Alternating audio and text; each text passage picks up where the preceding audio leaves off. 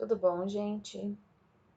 Eu vou preparar umas aulinhas para a gente ter um pouco de subsídio para vocês conseguirem realizar as atividades, além de, é claro, vocês também acompanharem as aulas do Centro de Mídias. Então, a gente vai agregando uma coisa a outra para vocês terem aí bastante embasamento para realizar as atividades, tá? No bimestre passado, eu pedi que vocês fizessem alguns resuminhos, falando um pouquinho da classificação biológica, né? Falando um pouquinho dos reinos que nós temos dentro da biologia. O primeiro deles, só para a gente relembrar, o reino Monera, que abrange as bactérias e as arqueias. O segundo, o reino protista, onde estão os protozoários e as algas. Não podemos esquecer que as algas também fazem parte desse reino e não do reino vegetal.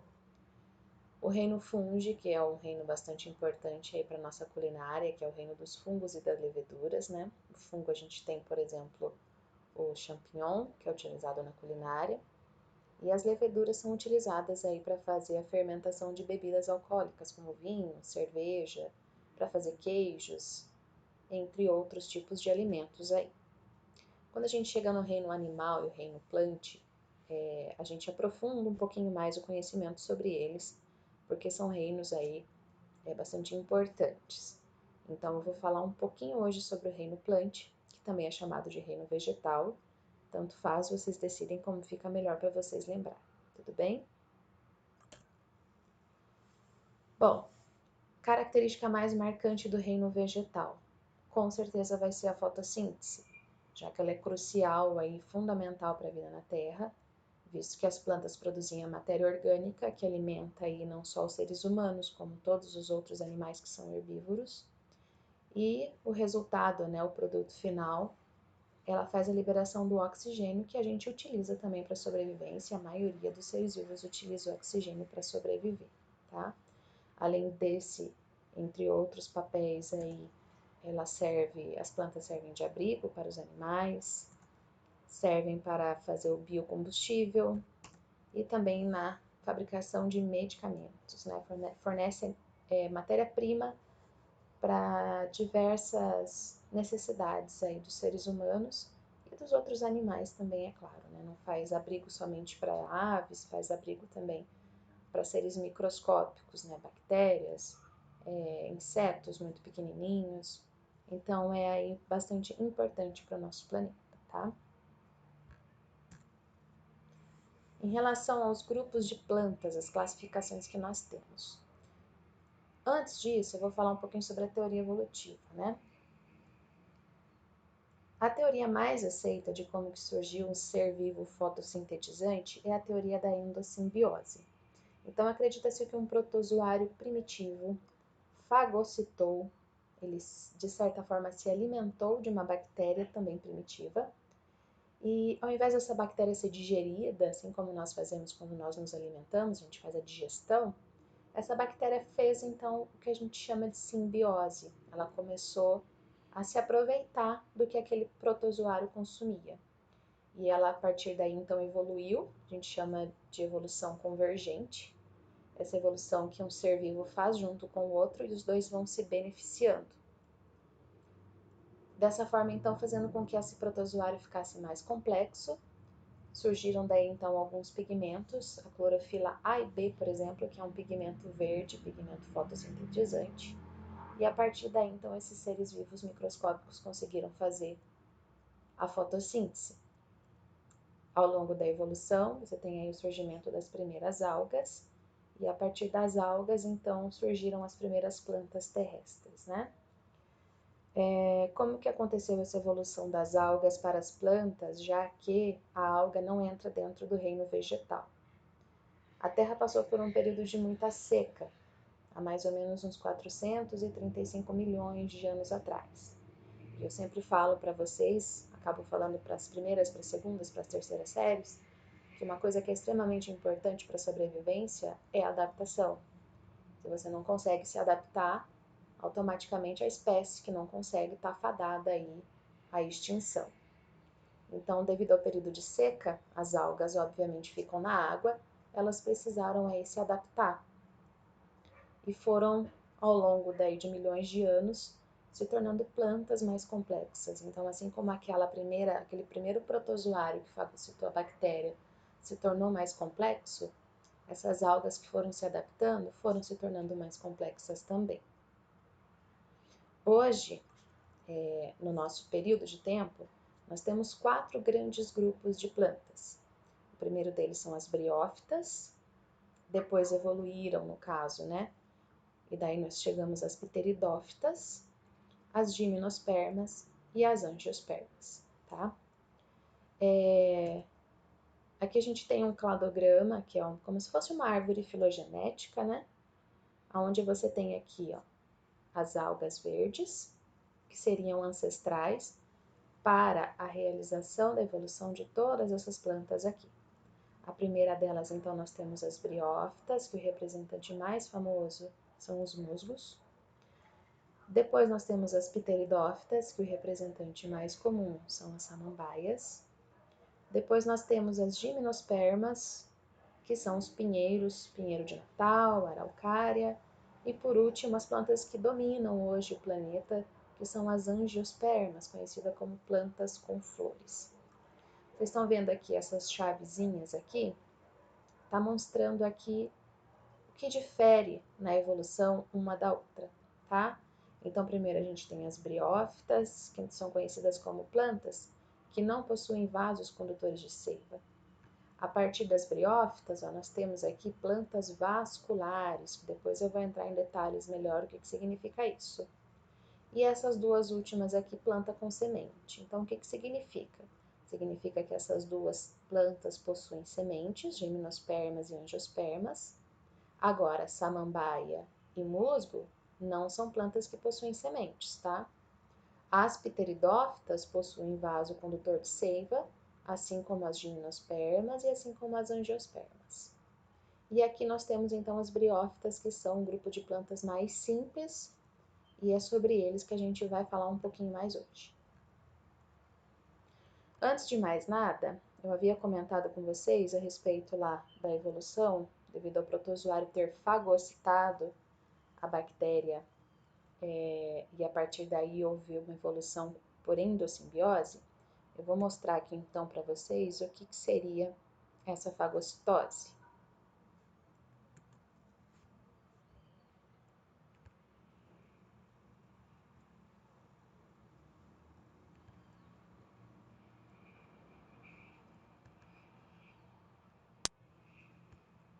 Ó, isso aqui está acontecendo dentro do corpo humano, é uma célula chamada de macrófago, que é uma célula de defesa do organismo. Esse macrófago está correndo atrás, ó, de alguma bactéria invasora dentro do organismo. E essa célula que está dentro aqui, pode ser que esteja dentro do nosso sangue, tá correndo atrás até que, ó, ela pega a bactéria, e aí isso aqui se chama fagocitose. Quando ela engloba aquele organismo para ser eliminado, para ela se alimentar, a gente chama de fagocitose. Então seria mais ou menos isso que o protozoário primitivo fez. Ele comia lá as bactérias primitivas, só que ao invés dessa bactéria ser digerida, como acontece no caso do macrófago dentro do nosso organismo, ela começou a evoluir aqui junto com o protozoário, se tornando então um ser vivo diferente. Tudo bem? Continuando então.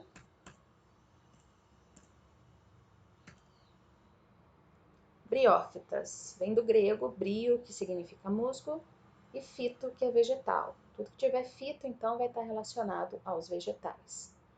Os representantes mais conhecidos são os musgos e as hepáticas, e o habitat onde eles costumam se abrigar, onde eles costumam sobreviver, são rochas, normalmente em beira de rio, solo úmido,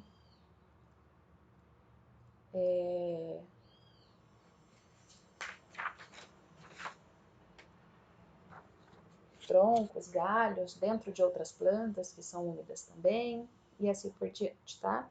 Existe aproximadamente 16 mil espécies diferentes, esse número até pode ter mudado já, porque esses dados aqui são mais antigos. As briófitas têm uma questão de não conseguirem atingir grandes alturas, então elas têm um tamanho sempre assim de no máximo 20 centímetros, porque elas não têm raízes verdadeiras para se fixar e não tem vaso condutor de seiva. O vaso condutor de seiva permite que essas plantas consigam passar os nutrientes de forma mais eficiente pelo corpo todo da planta. Como as briófitas não possuem esse vaso condutor de seiva, o alimento ele é passado de forma difundida. Então, o alimento é passado de célula para célula. A água que vem através do rizoma, que seria como se fosse uma raiz, mas ainda não é uma raiz, ela ainda é muito simples. A água que vai através da planta para poder fazer a fotossíntese é passada de célulazinha para célulazinha. Se essa planta fosse muito grande, ela não conseguiria fazer isso de forma efetiva. Passar toda a água e depois que realiza a fotossíntese, passar todos os nutrientes para todas as células de forma eficaz. Por isso que elas não conseguem, então, ter um tamanho muito grande, no máximo 20 centímetros, tá? Então, como eu havia dito, ela não possui raiz, ela não possui caule, não tem folhas também. De importância para a gente, além de ela manter o solo úmido, né? Muitas plantas precisam do solo úmido também para conseguir sobreviver. E, além disso, ela segura o solo para evitar a erosão e é comercializada em floriculturas, né? Aqui a gente tem um exemplozinho, então, de um musgo, olha, ele já é um pouquinho maiorzinho, você já consegue enxergar a estrutura do corpo do musgo. Aqui ele já está mais longe, menorzinho, para você conseguir enxergar essas estruturas aqui. Para você conseguir enxergar essas estruturas aqui, talvez você tivesse que pegar aí uma lupa. Dependendo do tipo de musgo, você não consegue enxergar dessa maneira aqui, tá? Não confundir musgo, gente, com lodo.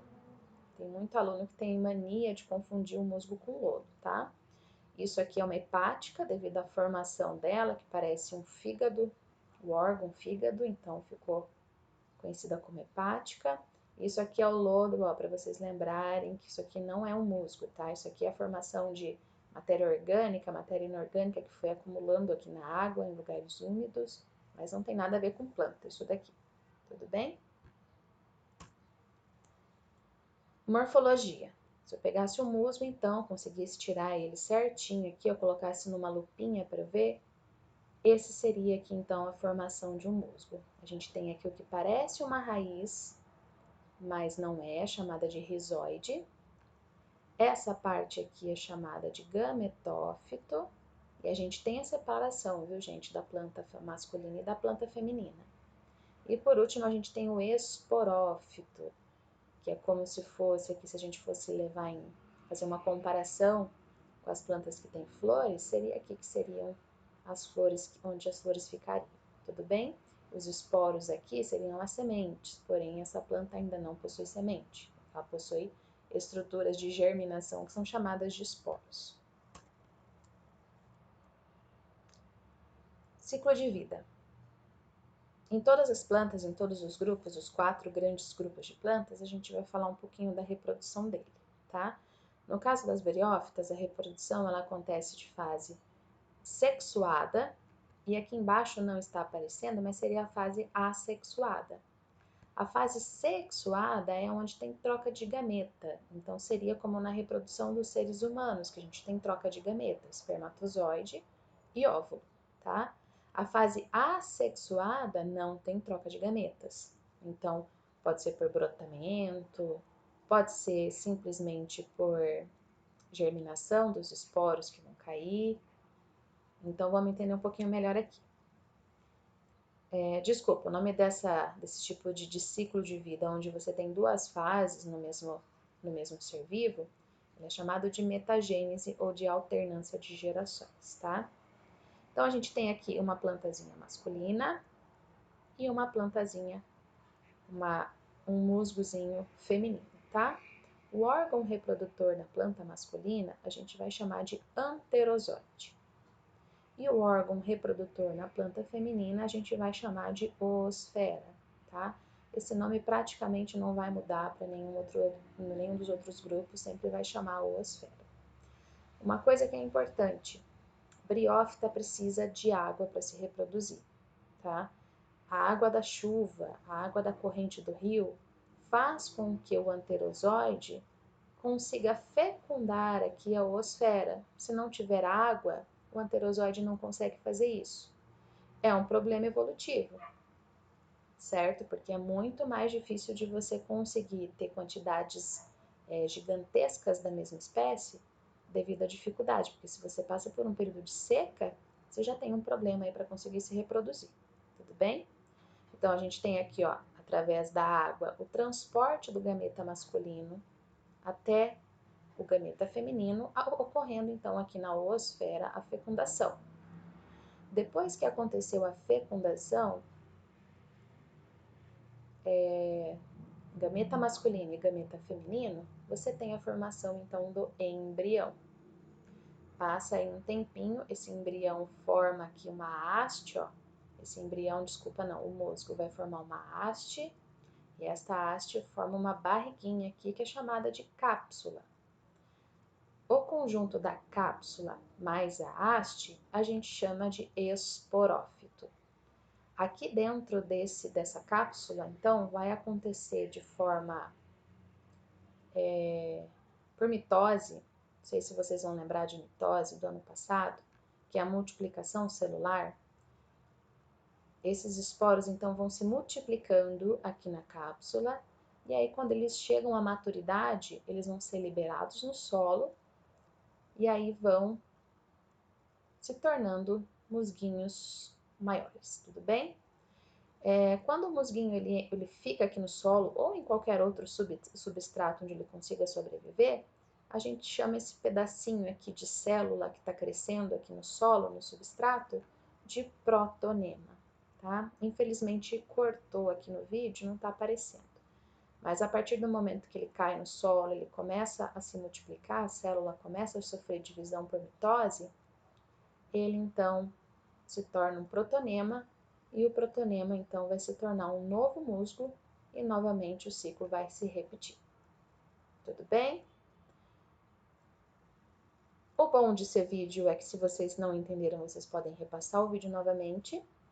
Eu vou postar esse vídeo assim que possível, e aí a gente vê se vocês vão ter dúvidas, a gente vai fazer algumas atividades depois sobre isso também. Certo, gente? Por hoje vai ser só isso. Na próxima aula a gente vai ser uma aula um pouquinho mais longa, que daí eu vou falar um pouquinho sobre as pteridófitas e as gimnospermas também. Tudo bem? Tchau, gente!